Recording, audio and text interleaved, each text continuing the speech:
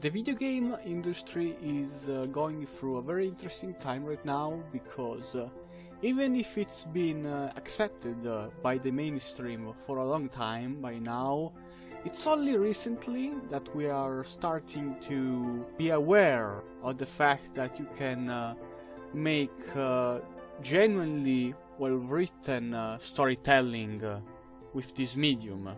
And that's not to say that stories before the 2010s were not recognized, if not by the masses, at least by the niche of people who follow video games, but it's only now that it became such a selling point for mainstream audience that people are not focusing on the graphics anymore when it comes to valuing aesthetics, but they are more focused on how cinematic a game looks, and that's a huge factor in making people interested in the story of your, of your video games.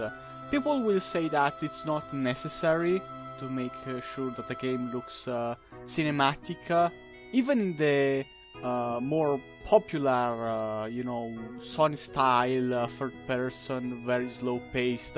But at the end of the day, having a game that looks the part, not only gameplay wise, but even in presenting appropriately the story it's trying to tell, has a very important edge in how it's going to be perceived by the player. And while this is all fine and dandy, people are starting to look too much, in my opinion, for the sophisticated, for the clean, the well done, the deep in video game stories, that they are kind of forgetting that even in other medias, many of the best stories actually are very simple, both in presentation and in complexity, and this happens to be definitely the case for the game we are going to talk about today, Gears of War. A thing you hear very often when people are praising Steven Spielberg's Jaws is that it's not a movie about a shark, but it's a movie about the people who have to deal with the shark. And that's a philosophy that you see applied very well in Gears of War as well. Because, sure, the whole premise of the game is that you are fighting off an alien invasion. But this is not exactly the most innovative or interesting concept for a video game or basically anything. This is hardly something that will grab the player's attention, at least story-wise, because you can do a lot of stuff with gameplay. But why the story of Gears of War is, in my opinion, so memorable is because of the people you play as, the Delta One. A mistake that is sadly common in many games that have these stories about a massive war that is destroying the world or something like that. It doesn't matter whether it's sci-fi or it's a World War II or it's a contemporary war. They make this mistake where the focus is not on the characters you're playing as. There is no villain, there is no good guy, there is just this massive conflict. And when you want to make this kind of thing, and I respect that, you have to be really good at it. You have to make sure that it's not boring, it's not detached from what you're doing in the gameplay, it's not detached from what the characters you're playing as go through, and it's not easy, and many developers fail at this. And it's sad, when you want to create a huge lore, you have to do so in order to expand the characters that belong to this lore, not the opposite. You don't have to use the players to advance through a story where they feel like they don't belong. And this is why Gears of War is so special, because the characters in Gears of War are directly a consequence of what happens in the lore. They have established backstories that talk about before and during the war. You have Cole being this trash ball player who used to be famous before the war. You have Dom, who is searching for his wife. You have Phoenix, who is a war hero, often entering in conflict with his superiors.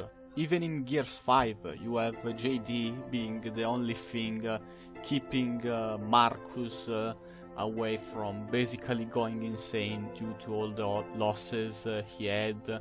You have Kite being linked with the Locusts.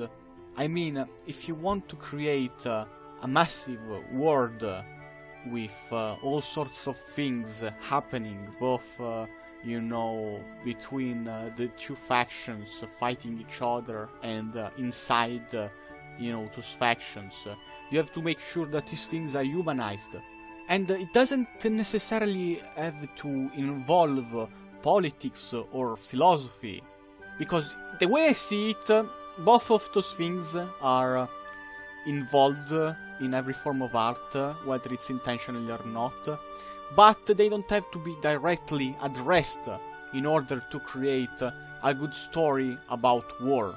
The Locusts are not the kind of enemy where you can argue, well, maybe I am playing in the wrong side of history and maybe my opponent is actually the one that should win. No, they are aliens who belong to a hive mind. They have no moral compass themselves.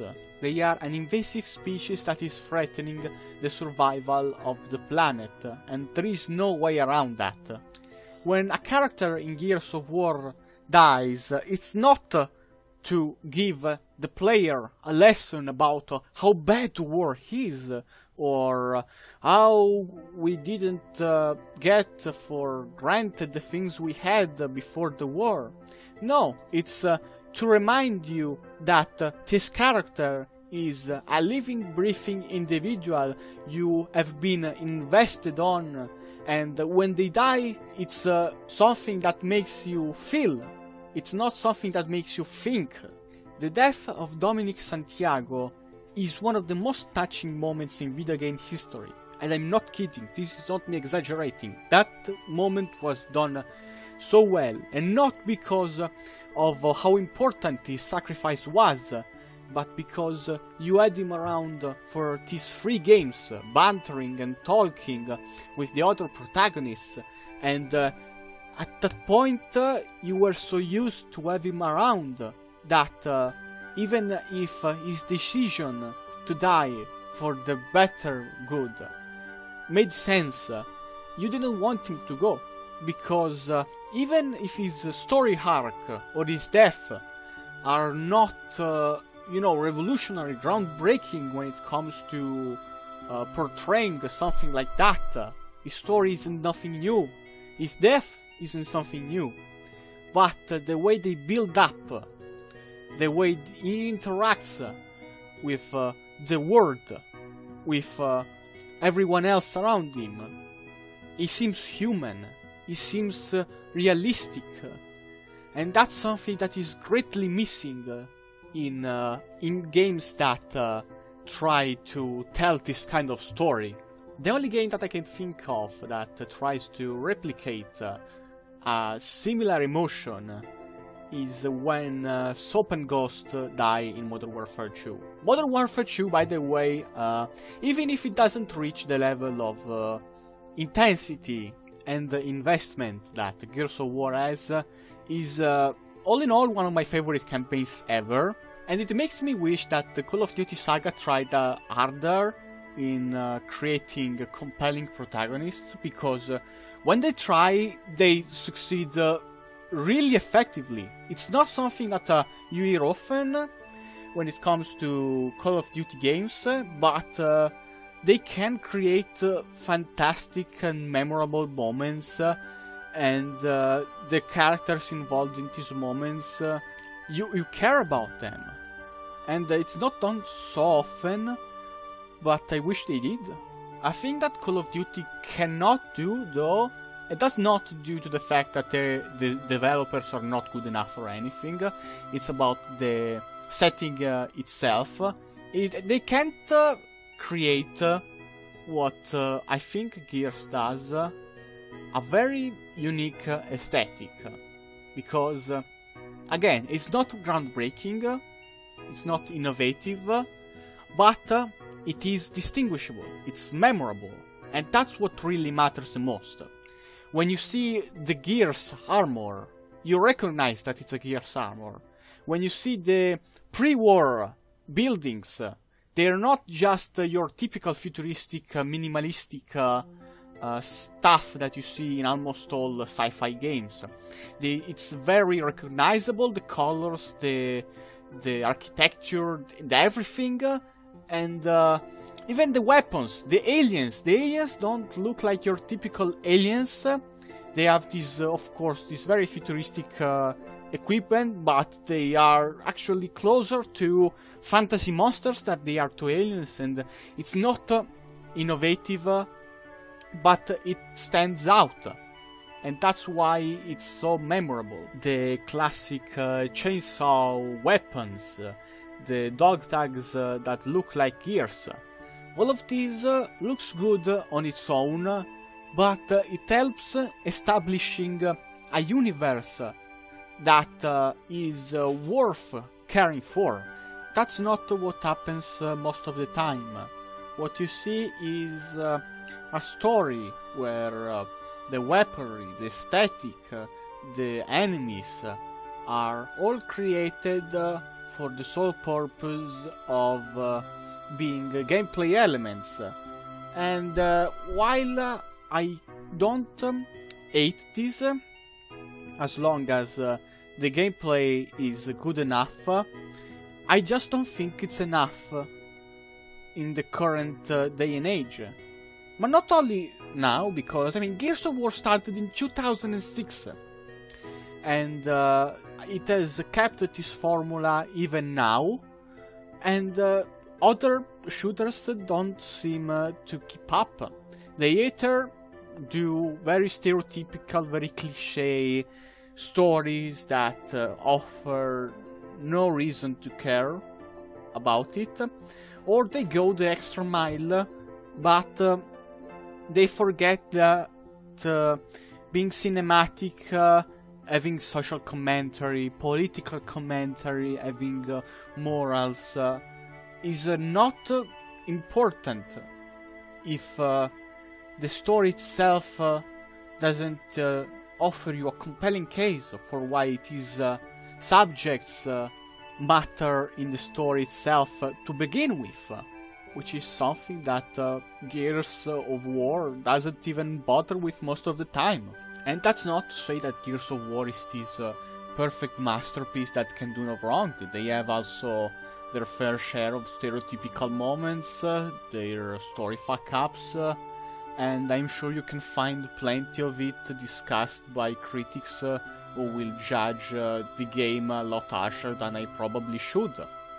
But yeah, at the end of the day, I still think that Gears of War has a huge edge over most of the stories, at least the war story department, and I think that people should take a note on how to write interesting characters from the Coalition, because in my opinion they have done a great job, even if it's, you know, with the few hiccups, especially in Gears of War 4 and the Gears of War Judgment, which were, you know, on par with the course with most games of this kind, which isn't enough for Gears of War, of course.